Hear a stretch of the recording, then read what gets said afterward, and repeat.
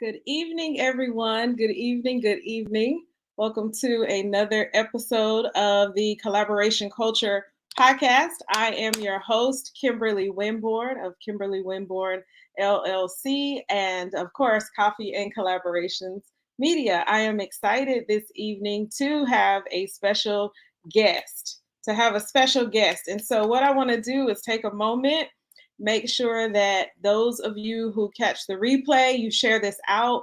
Those of you who are here or will join, that you also share it out. A lot of times I've noticed that it takes a few minutes for people to come on. So while we wait for others to come on, I am going to share. I'm going to share myself.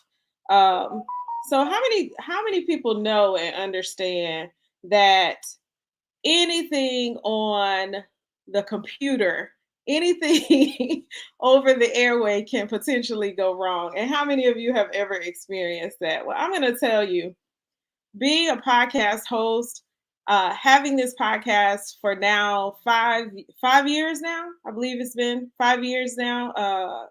Yeah, we're going into our 6th year next year. So many things have occurred. And so in this moment, I want to encourage everybody who is watching, everybody who will watch, do not give up because of certain things that occur. The challenges will occur. Just keep it moving, understand and know how to pivot and how to push forward. Okay. So I believe each week there's something new. This week, my microphone is not working for me. It was just working. Right? So, but we keep going. It's always going to be something, but that's a part of our winning story. Okay. So if everybody can hear me okay, if you're here, please say good evening. Let me know you can hear me okay. As I said before, please share out. I'm excited about our fascinating, fabulous guest. Okay. All right. So without further ado, I want to introduce this person. I'm excited. Thank you for the heart. That tells me you can hear me. Thank you. And please share out. I am so excited. Y'all know I'm a geek. I'm a little geeky. I get excited about my guests. This person, Ronda Taylor Bullock, is originally from Goldston, North Carolina, earned her doctorate at UNC Chapel Hill in the Policy, Leadership, and School Improvement program. Her research interests are critical race theory, whiteness studies, white children's racial identity construction, and anti-racism. Some of her publications include Racial Identity Construction, which is a critical analysis of white children, recognizing, reifying, and resisting whiteness. Raising Conscious Kids, a Community-Based Approach, and Challenging Whitewash Curriculum, a Critical Race Theory Approach. Dr. Taylor is the co-founder and lead curator of an organization called We Are, which stands for Working to Extend Anti-Racist Education. We're going to have her break that down. As a nonprofit, they provide anti-racism training for children, parents, and educators. And I'm going to let her tell you even more about We Are.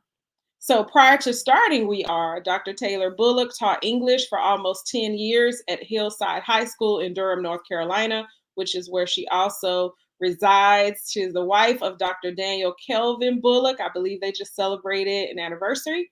And mother of son Zion and daughter Zaire. If you guys follow me, you've seen me post Zaire's beautiful dance moves on my page because I am such a fan. So I'm going to bring her on. Welcome, Dr. Ronda Taylor Bullock, to the podcast. Are you muted? You know, and Okay. you talk about navigating technology, you Yeah. would think 3 years in. Yes. Simple But thing. yeah, I just want to say thank you so much for having me. I'm excited to be here and to be in this conversation with you. Yes, absolutely. And I want to dive right in because we only have a short amount of time and there's so much to discuss. And so I want to start off with just if there's anything else that you want to share about your bio that I didn't already share. No, I think you did a great job. Okay, awesome. Sometimes people want to add a little bit or there needs to be a change or what have you. But okay, so I'll dive right in. We are. So I had an organization called Visionary Networking Circle, and our at was like We Are VNC because it was community based. Like that was the concept. So can you tell me about We Are? I know it's an acronym, but is there also a bigger picture to how you came up with the name? So it's kind of a two-prong. Yeah, so as you said before, we are stands for Working to Extend Anti-Racist Education. And I was brainstorming, trying to think about what name I wanted to use. I also wanted it to be clear what type of organization that we were unapologetically, doing anti-racism work. And so I wanted it to be a part of the title. And so, and then just the words we are is Mhm. about not an individual doing work, but people coming together to lead and co-create the society that many of us want to live in. Yeah, yeah. And to that, so it's like a community concept, like I was talking about with my organization, the We Are, but then it has that acronym. And I know that you said it's a three-pronged approach in your bio. Can you break that down for us?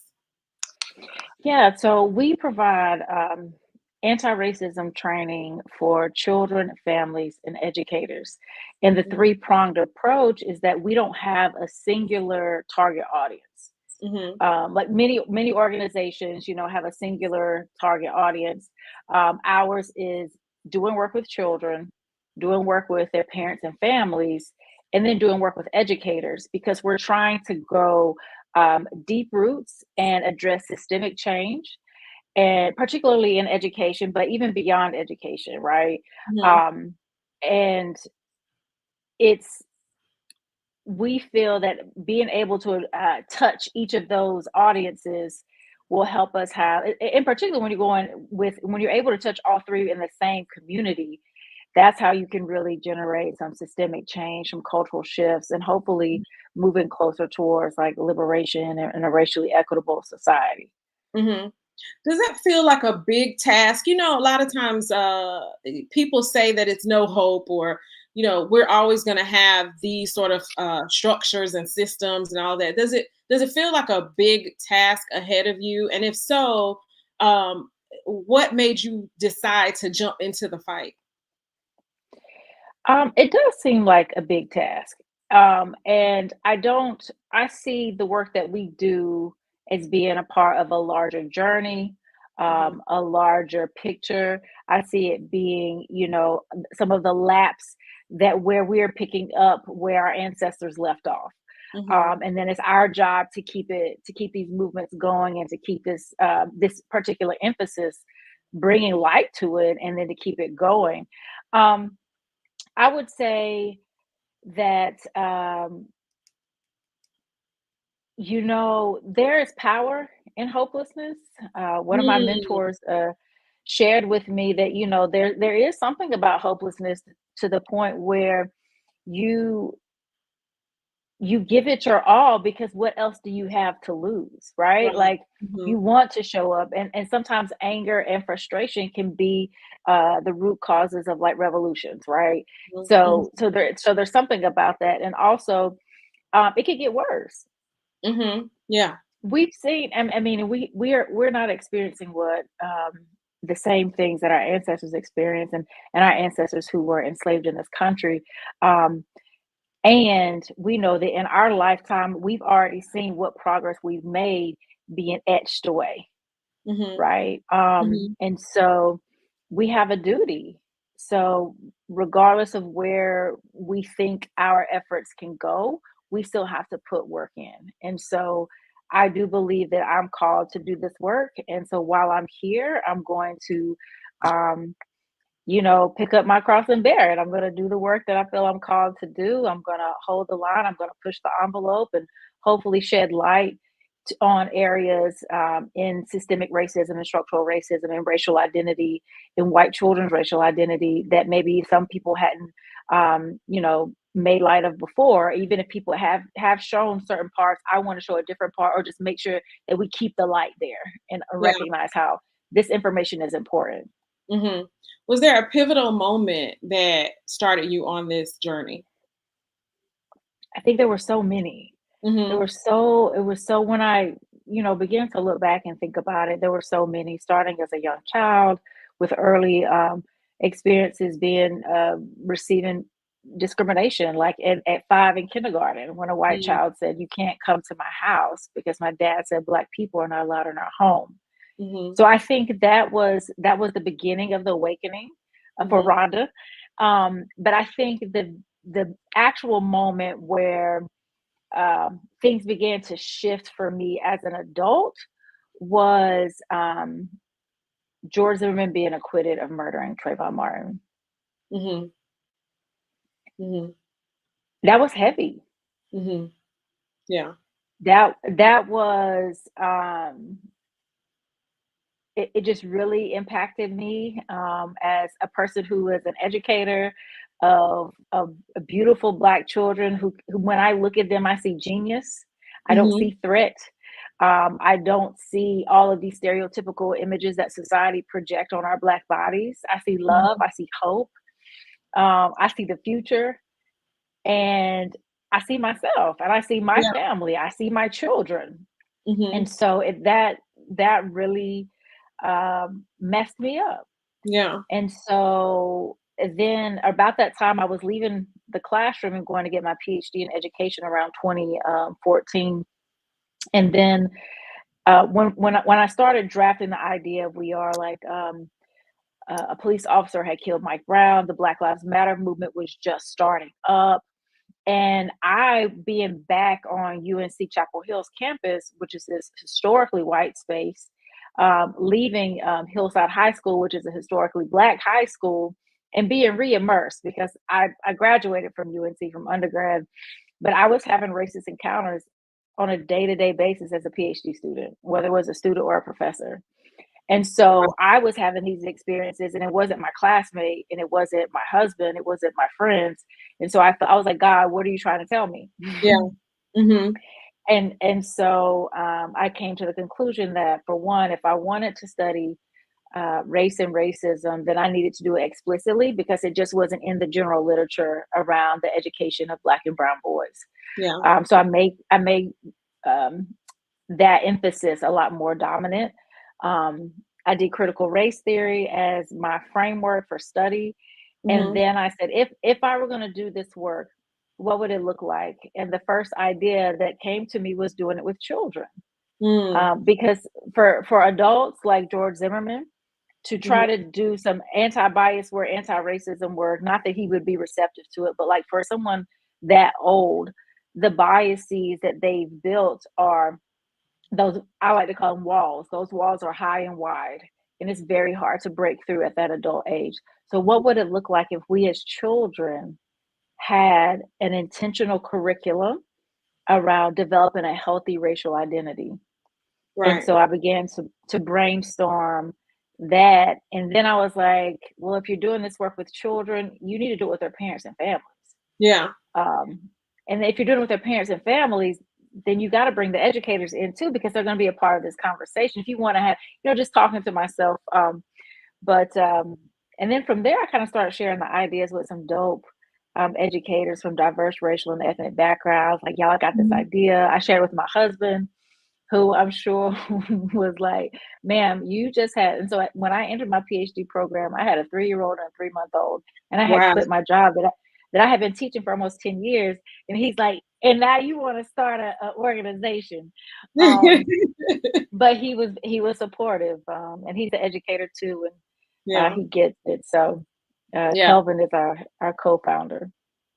Oh, yes. And I think that was how I found out about it. There was a presentation at church, and I think he was sharing a little bit about it, which perked up my, there's so many moments at church that sparked my attention, but this was one in particular to learn more about the organization and from the perspective of responsibility, really. So what is our responsibility? Why is it important? I just did a series probably more so towards the May to June, May to July, a leadership series. And one of the questions that I asked the leaders is, what is your voice? What is the voice of leadership? So that's what I want to ask you. Like, why is it important to have a voice in such matters? To some people will have that same feeling, right, that you had, but just sort of sit on it. Oh, somebody will take care of it.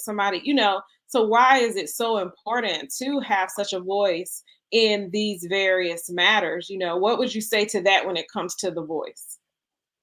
Yeah, I will say, well, first of all, someone had a voice and represented before we ever could. Right.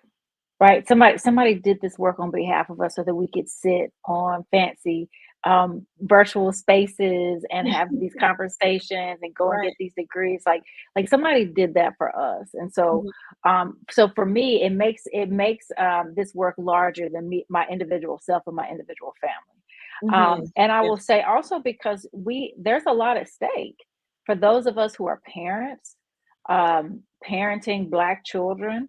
We need to think about how are we helping our children to develop self-love, to see their genius, in a world that tells them otherwise, right? Even though there's some hype around like people who are famous, but on the day to day, it's really tough for Black kids and our images and how Mhm. we navigate a racist world. But I'll also say even beyond like raising parents, but being concerned about how laws and policies are used, and politicians are using race baiting, Mhm. racist ideas, to create an inequitable society. Mhm. It's going to impact you if it hasn't already, right? And Yeah. it probably is, and in a lot of ways we're not even aware of Mhm. how, because racism thrives when it becomes invisible. That's what the Racial Mhm. Equity Institute shares, the Racial Equity Institute out of Greensboro. And so some of us don't even know how we're being impacted. And so we have to get educated for ourselves. Mhm. And then we have to fight, we have to vote, we have to get involved, we have to show up at our in our school systems and during for elections and ask the questions and hold elected officials accountable, um, to providing a racially equitable, socially just society. Yeah. Um, and it's not going to happen on its own. Like just Mhm. it's not a naturally occurring phenomenon. Yeah. Yeah. And how do we get more people involved? Okay, so I think most times, especially when it's a person of color, a Black person, we think of this sort of work linearly, you know, just impacting the Black race, which oftentimes people are focused on that. But when we think about the broader picture, when you talk about diversity, equity, and inclusion, and our laws and different things like that that oppress or persecute or what have you, how do we get more people who are not Black into the fight? And is that something that your organization focuses on and is doing? One of the things that we focus on is educating the people. Hmm. And so, and in particular, if we're working primarily in education, education is comprised of predominantly white women. Hmm. And so, at many of our workshops, at our conferences, um, we have that they make up a significant portion of the audience. Hmm. And so, we have intentional efforts of one, making visible how whiteness and white supremacy show up in a classroom. And Hmm. then now, how do we decenter that and put the emphasis back on Black and Brown children, our most marginalized students, um, and looking at how laws, rules, basically within a school, are disproportionately impacting on Black and Brown kids. And so because white educators again are the one of the largest audiences, normally when we're hosting events they're there, and so we're having direct communication, direct education, Hmm. and also making it clear how do you take this information and go back to your local context and show up differently and be disruptive, right, Yeah. and change the trajectory of the harm that's been happening there. Hmm. And I think for white folks, they have to ask themselves, do I want to be a part of the problem or do I want to be a part of the solution? And there is no middle ground, Hmm. right? Yeah. And it's constant. And do I think as white people they have to ask themselves, do I want to be a part of a racially equitable society? Hmm. Where do my values lie, or where do their values lie? Hmm. And they have to play their part Hmm. in decolonizing their own minds and being disruptors first and foremost in their own communities, Hmm. and then showing up alongside Black and Brown leaders, Black and Brown educators, Black and Brown doctors and lawyers, and whomever's voice may have been silenced and marginalized. You Yeah. have to stand beside them to do this, and also like your children are watching. Hmm. All our children are watching, right? And so, um, who do we want? Who do we want to be at the end of the day? Yeah. Um, and racism harms everyone disproportionately, those of us who are people of color and Hmm. most marginalized in society. But Hmm. racism isn't healthy for anyone. Hmm. That's true. And Yeah. so, you know diverse societies are healthier, they're more, lifespans are different, creativity, ideas, community is different, Hmm. when people are being in community and looking out for one another and not trying to Hmm. oppress and marginalize people. Yeah, and that leads me to the question of collaboration. So when we talk about communities working together and seeing the benefit thereof, what is something that you're proud of when it comes to, or let's take a step back before I ask about being proud. But what organizations or what are you doing when it comes to collaboration? How significant is that impacting your organization? And if you don't see that you're doing a lot of collaborations with other organizations, how can collaboration impact your organization? Yeah, we do a lot of collaborating, Mhm. and collaboration sound is trendy and it sounds good, but collaboration takes work. It It does. takes time. It takes community building. It takes patience, and it's all worth it. Hmm. What's this saying? If you want to go fast, go alone. Yeah, If you want to go far, go together. that's right. And so we working with folks means you slow down a little bit. Hmm. Um, but the work is important. So we've partnered with organizations such as Empower Parents in Community or EPIC, Hmm. Village of Wisdom is a partner of ours. Latinx Ed, um, Immersion. Oh my gosh, ISLA, Immersion Hmm. in Spanish Language Acquisition. So Black and brown led organizations primarily. We also work with,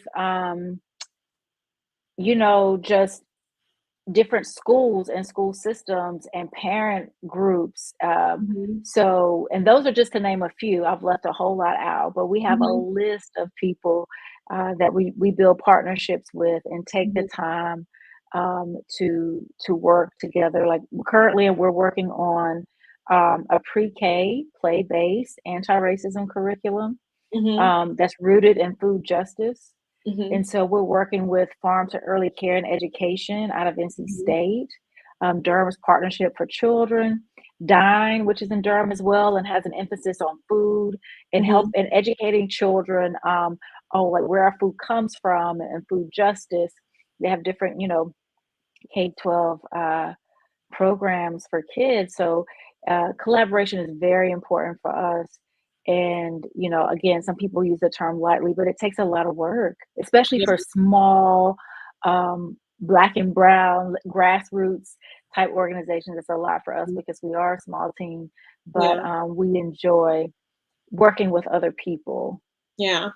Yeah. What sort of organizations do you think you would like to collaborate with in order to achieve some goals or even core values or programming that you have coming up? Yeah, I think one area where we haven't been as developed is working with people who do policy, educational Okay. policy. Hmm. Um, we want to have a stronger imprint and impact on people writing the curriculum for North Carolina students, the people writing the standards in education. Um, and then as we grow from there, it would be nice to now how do we bring a racial equity, a critical race theory approach to these other systems that are also connected to education, and how can we play a role um, in being at that table to bring that lens to now think about housing policies, to think about access to healthcare policies with a racial equity framework and analysis. So, doing more policy work, that's some type of partnerships Hmm. that we'd like to build moving forward. Hmm. You that just made me think about something. The term "common sense" isn't common, and when I say that, I mean like sometimes we expect people to know and understand things, just that, and that's just across the board. Like, but everybody doesn't know the same thing and have the same information to be able to have what one might consider common sense. And so, I want to back up for just a second and define the conversation around critical race theory. So, can you break that down? Do you mind breaking that down a little bit for somebody who's never or heard the term but don't understand it, doesn't understand it, or what have you, so people can really understand the work? Yeah, so I will say that critical race theory has become political Yeah. um, because it's being used as like this boogeyman and the Mhm. source of all harm and all evil that is in K-12 educational system. Mhm. And that can be the farthest from the truth. And it's just being used as a soundbite to create division. Mhm. But in reality, critical race theory is, in essence, like high level basic understanding. It's looking at historically how race has been written into laws and policies to Mhm. create systemic racism, to create racist structures. For Mhm. example, redlining, um, segregation with Jim Crow. These are Mhm. things that are undeniable, were written into law and policy in our country to intentionally create a racial divide. And Mhm. so when you look at, and there's a lot more laws than those two, but when you look historically, having those racist laws and policies over time, which became a lot more hidden and hard to see, like post 60s, there's some implications Mhm. for once you add all those policies up, they have a impact in access to education, access to healthcare, access to housing, and wealth, Mhm. among many other systems. And so the theory causes us and tells us to pause Look at these laws, zoom out from what individuals are doing to each other, and look at the system impact, the systemic impact. Yeah. And then use that information to disrupt those systems to move towards a racially equitable society. Yeah. And so, what are your thoughts on verbiage or conversations around everything being stripped? Monuments getting knocked down, books being pulled from libraries, and that's across the board. So it's not just it's on both sides of the coin. I would say, you have people who say they're embarrassed about the history, and so let's remove some things. And then people who say, well, we are celebrating wrong history, and so let's remove some things. So I want to know, what are your thoughts on history being removed, or not incorrect history, but correct history being removed from libraries and buildings and things like that, and then the incorrect history as well.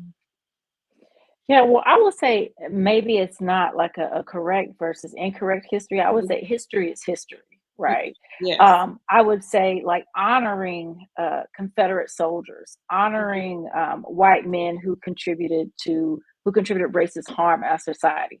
There's been a reckoning with maybe they shouldn't be upheld with concrete statues, and so we should take those down. That doesn't change the history. What that does is changes it's a pivot for us as a society to say we're not going to uphold you all as martyrs in this way, in this public viewing. I think with the current book banning that is happening, this is part of a way to contribute to social control. We've had a history in our country of laws and policies that are rooted in marginalization, rooted in oppression, to contribute to social control. So the banning of books that talk about gender, books that talk about Black and Brown people, whether it's a book that's intentional about talking about race or racism, some of it is just books about Black people, right, and Black history. The banning of texts that highlight the lived experiences of the LGBTQ community. Like these are more so about social control. Political figures are using these small movements and these small wins to generate larger political power. This anti-truth, it's an anti-truth telling movement. That's the ways a lot of people are characterizing it. Right. Because truth is connected to freedom. Truth is connected to liberation. And when certain people in our society who do not value racial equity, who do not value social justice, they see that the truth telling is a threat to their power and a threat to white power.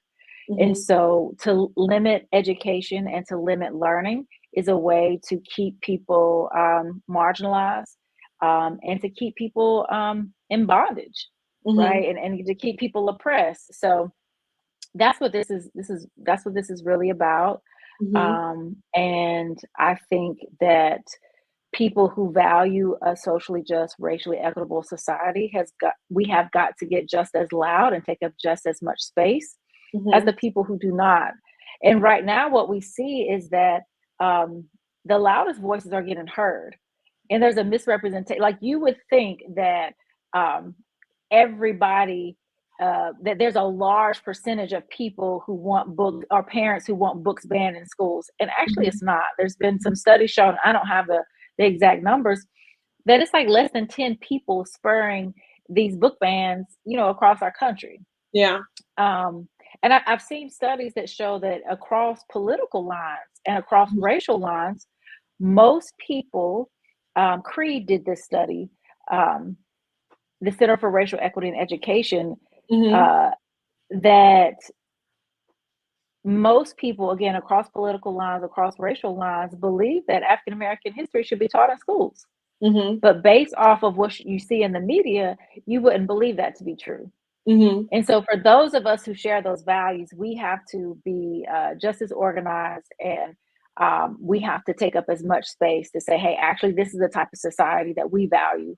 And this is what we're going to publicly push for. Yeah.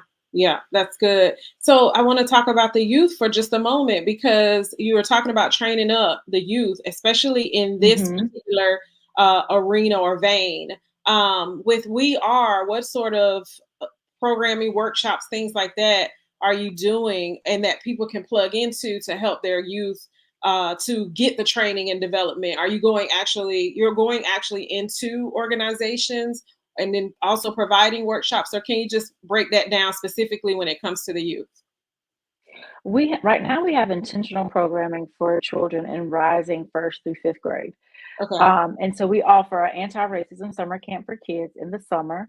We Hmm. have two different iterations. We have one camp for kids in first to second grade, and one Hmm. camp for kids in third through fifth grade. And both camps are 5 days long. Okay. We currently host two camps in Durham and then two in Greensboro as well.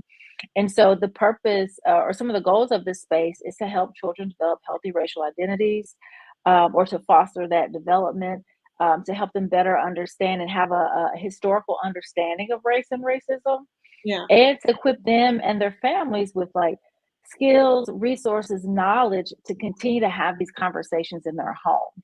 So Hmm. within the camp, we use a literacy based approach to Hmm. help kids think about race, racism, skin color, and activism in very concrete ways. Hmm. Um, so we use children's books, picture books, Okay. and whatever book we teach from, we give a copy of it to the kids who attend Hmm. the camp. So that at the end of the week, they have this home library of these books that are helping them to have these very concrete, very real conversations, because children are having racialized experiences as They are. early as pre-K. Hmm. And oftentimes they don't have the language to name what they're experiencing or what they're feeling. And also, children are perpetuating harm, Hmm. racial harm. So not only are children like if there's a victim, there's a perpetrator of harm as Yeah. well. Hmm. And so, and in particular, like Black and Brown children are being victims of white children's racialized violence as early as pre-K. And so there has to be spaces of learning to help all children to develop a healthy racial identity. And the way we define that is to have having a healthy love of oneself. I mean, you can appreciate yourself, your identity, and your own culture without Hmm. thinking that you're better or less than someone else's culture. Like Yeah. you can appreciate them for their difference, and but you also appreciate yourself. Yeah. And that's a healthy, balanced kind of love. Yes. And that's for those of us who have those types of values. That's the kind of society that we want to live in.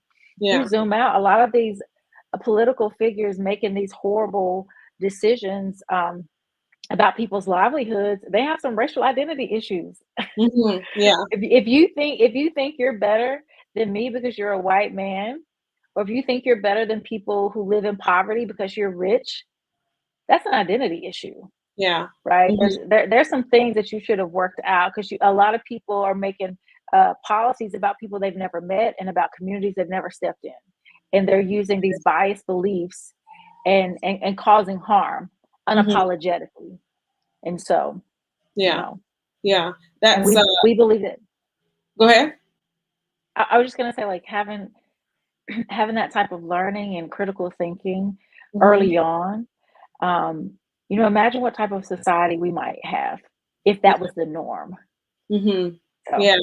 Yeah, and I love that it's in discussion because, and like you said, you kind of have your flag up, being a voice in a sense, and then creating a community that's also doing the same because of the fact that somebody has to do it, like, and somebody did it before you. So it's a passing of and carrying the torch, which makes me think about legacy and generations, and what you're doing and what you're now allowing somebody else to do as a result of access to the information and continuing to be a part of the solution. And so the what I want to ask you with that is there something that you all have accomplished, contributed to, done that you're extremely proud of when it comes to We Are and the years of service and work?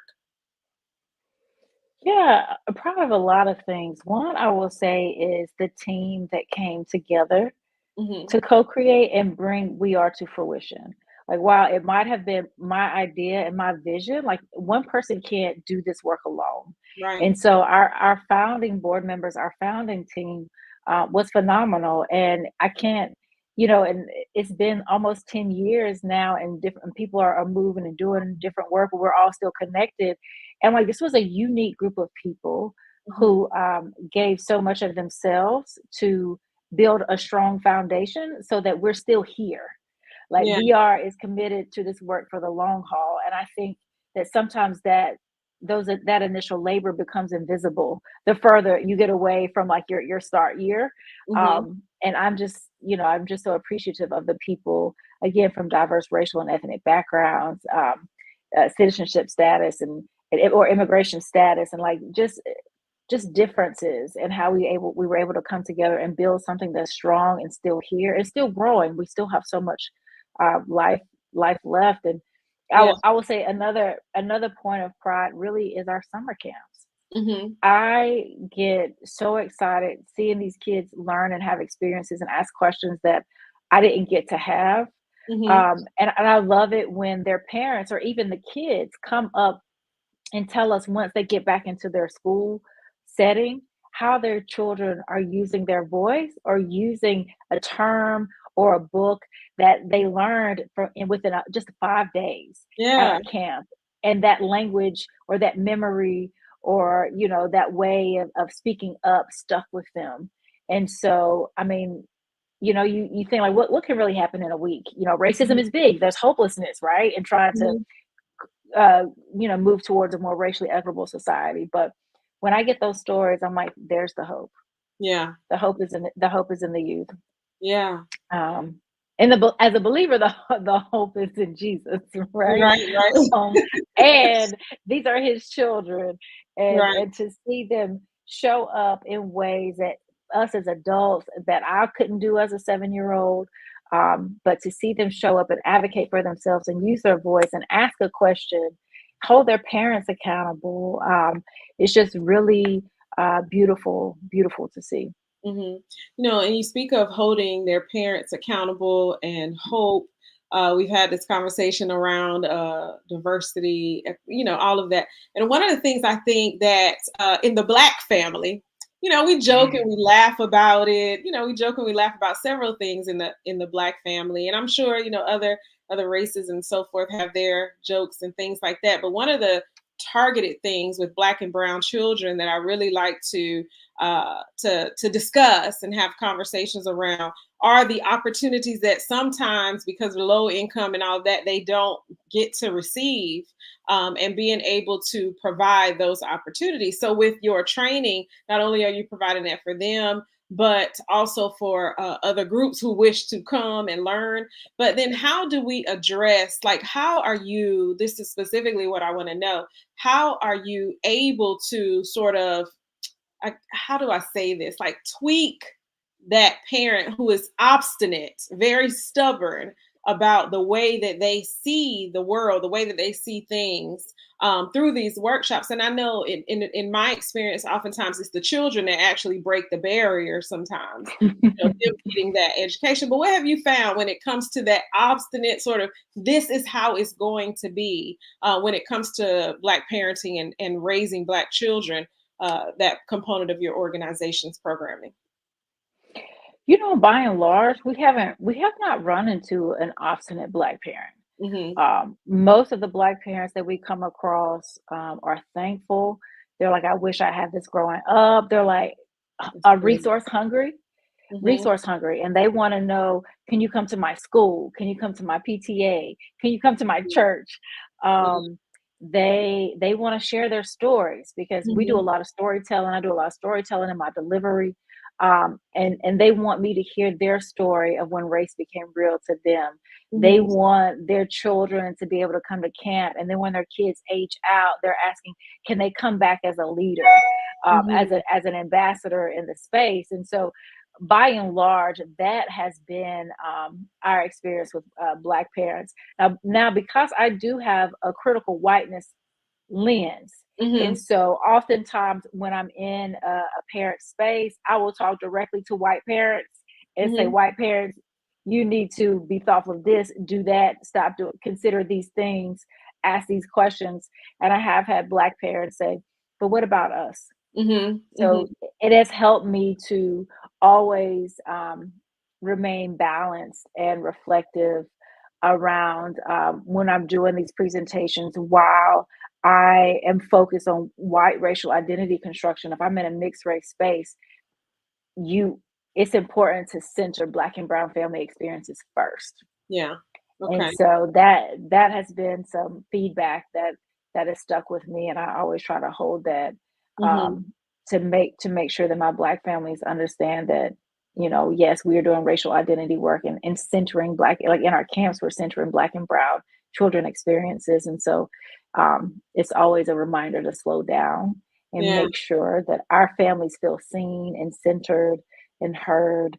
Um, because we don't have it. Like, even though we've been having these conversations for years, there's Mm-hmm. still more conversations to be had. And um, there's new parents, Black folks are becoming parents every day. And Mm-hmm. before, this wasn't a primary thought for them, but now it is, and they want support Mm-hmm. as well.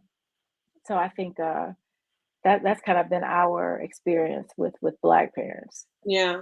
So, do you guys have like a manual or some sort of paperwork, online information that people can get in order to help them in some of these areas premature to attending a workshop at all, that we can give information? Is it on the website, or do you even have access? Do you have that? We It's in the works. So Hmm. We Are has been growing. We've been adding people to our staff. Shout out to our Hmm. team.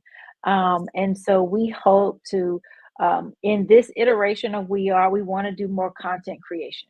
Hmm. We want to put more information out there, just readily available for people. Right now, the primary way to gain access to additional information is through engagement with our summer camp, with our workshops, with a Hmm. conference that we host every year called Let's Start Racism, that we co-host with the North Carolina Central University School of Education. Hmm. Um, and so we're working on building, what does that content look like? What is it that we want to put out? What is it that we want to share? Yeah. And in the meantime, we recommend other organizations that are putting that content out there. Village of Wisdom and Epic are both focused on Black children Hmm. and Black parents and families specifically. So for us, we have a mixed race audience, Hmm. but those organizations are primarily focused on Black children, and Black parents. So we recommend folks to other organizations that are doing the work as well. Also, Embrace Race is a much more nationally known Hmm. organization that provides information on how to talk with kids about race and racism. So Yeah. we're getting there. We're getting Hmm. there to Yeah. making that content more readily available. Yeah. And I thank you for mentioning those other organizations. And I think the reason I asked that question is because, I see the work and I want to support the work. And so, however, I can support the work, of course, globally, nationally, I can, reach out to them. And so, for those who are interested right now in gaining more information and resources, then you can go to those organizations that she just mentioned. But I also want you all to stay plugged in to We Are and where they are and where they're going, because I hear a lot in this conversation, and I've gone online and seen a little bit of the website and all of that, and because we got to study before we have these people on. And I love the heart of it. I love what you're doing, and so I want to see it grow, and I want to see it in people's hands, and more information. Because to your point, if one person steps up, that's one person that can impact another, and so forth and so on. And I always say, just focus on the one. So, are there some goals? Like, so that's one thing we can talk about. What are some goals? I understand that's a goal, but what are some other goals that maybe we could support right now when it comes to the organization? Yeah, so we're hoping to continue to raise funds so that we Mhm. can continue to have build infrastructure. Mhm. Like, the demand is high, for the work. And not that we have to meet the demand, because what's most important is the impact, having Mm-hmm. the impact. And so we want to be able to hire additional staff Yeah. um, to, but you need funds to do that. And in a lot of ways, you need some funds up front, and then those people doing the work will Mm-hmm. help bring in additional income to support the organization as well. So that's one of our goals, to continue to grow.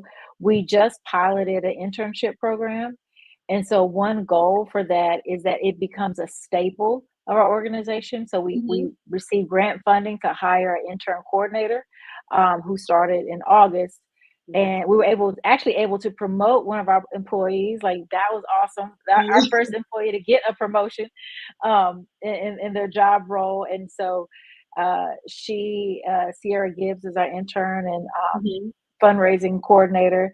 And so a goal is to get this intern program where it becomes systematic and it's a part of the organization. And Mm-hmm. so we get a lot of asks for college students, graduate level students, undergrad, who want to have an internship with us and do work with us. So we decided, well, we're getting all these asks, why don't we create our own internship program? Mm-hmm. So right now we're primarily targeting pre-service educators in schools. So being able to pay them to help do work that's going to help them grow and develop as an educator, but also get some work done behind the scenes for us. Yeah. Um, so it's been the goal is, we don't have interns yet, but the Mm-hmm. goal in the spring is to have at least four to five Okay. onboarded in the spring. So, and we know that's going to help us to have an even greater impact Yeah. in our communities. So we're excited about that as well. Yes, I am looking forward to following the journey, and however we can support here by sharing a flyer or whatever, then we would love to continue to do that through coffee and collaborations. I know that I am going to be speaking with you about some things that I would like for you to do through my nonprofit Beauty 180, because Hmm. we believe in developing young girls into bold, confident, courageous leaders, young children, but specifically we do a lot of focus with the young girls, so that hopefully they won't experience some of the things that the generations before them experienced as a result of Hmm. circumstances, trauma, things like that. And so Right. this is Anti-Bullying Awareness Month. And so, what perfect person to have on to sort of talk about the high level things that can prevent bullying in various spaces, which that is a form of it. Racism, the intersectionality of racism and sexism is for Black women and minority women is really something that has been plaguing America. Uh, that's a whole other topic that we kind of like touch, but never really get to go deep. Hmm. So there's so many, so many levels, I would say. Maybe not even that's probably not the best way to say it. There's so much to the conversation that we could continue to have. And so is there anything else that you want to share before we wrap up, that you want us to address? Just to say that I just want to reiterate that, oftentimes I am as a leader of the organization, as a visionary, uh, people may see me more than they see the other folks who are behind the scene, but Hmm. I come as one, but I stand as many. Hmm. And so it's a lot of people, not only the people in our office, but the community of support, the parents who believe in us, the educators, the family, the friends. It takes a lot. It takes a Hmm. village, literally. Yeah. And I'm just appreciative of the people who believe in me and who push me and hold me accountable, because I couldn't do this work alone. Hmm. It's not enough. It's not enough to have the vision. Like, it takes a team to bring it to fruition. And so I'm just so thankful for the people who surround me, who've been 10 toes down, who've been day one fans, Yeah. um, to make this work happen. We have our work cut out for us, Hmm. and we're in me in particular. I'm going to do the work that I feel I'm called to do while I'm here, while also prioritizing rest and recognizing, my own limitations. Um, but this work gives me joy. It Hmm. is tiring. It is hard. It does make me angry sometimes. But I'm very thankful for being on this journey, and that this is what my path looks like. Yeah. Yeah, you've received some accolades and recognition for the work, have you not? Yeah, I got to meet Vice President Kamala Harris and Yeah. other top Black White House officials, and going to the White House and a party at Vice President Kamala Harris's home, and meeting all of these famous people and these other dope Black leaders in our country who are spending day in and day out trying to make a difference. And there could have been so many more people there. And I'm thankful to be in the number. It was Yeah. truly a blessing and a once in a lifetime amazing experience. I tell people I'm not easily wowed, but the whole experience was pretty amazing, Yeah. and was a energy boost. All right, come on, girl, you got to keep going. Oh, yeah. Acclamation is amazing, right? Even sometimes those people that are behind the scene, I call them the kitchen help, behind the scenes, just that little bit of, and you don't know Yeah, who's watching. And then you got people, like you said, dope Black leaders who are actually watching, that's something. yeah. So I will remain watching you as well. I'm a dope Black local leader. Yes, yes, you are. We'll keep watching, and I'm so proud of you and so excited for a change, because I am hopeful. I am Yeah, hopeful. I am excited for change, whether I see it in my lifetime or not. I see it in my home. I see it, in little bits of pockets of life. I try to, continue to see hope and change. And so that's what we'll be looking for. We'll be following you. And I want to thank you for joining us this evening. For those of you watching, I have been having her information across the bottom of the screen, tickering as they call it. And so please be sure to follow the organization we are. And so all of the social media, you can go to the website, which I'm sure will connect you to the social media. Sometimes people think that's easier. But if not, you can go to IG and what used to be Twitter, X, and go to @weare_org, O-R-G, or FB @weare.nc.org. And then, like I said, the website is right there as well. So thank you again, Dr. Rhonda. And thank you to everyone who joined this evening. We'll be back with another episode of the Collaboration Culture podcast very soon. Probably in another week or so. yes. Thank you so much for having me. Absolutely. Good night, everyone. This has been a Coffee and Collaborations Media production.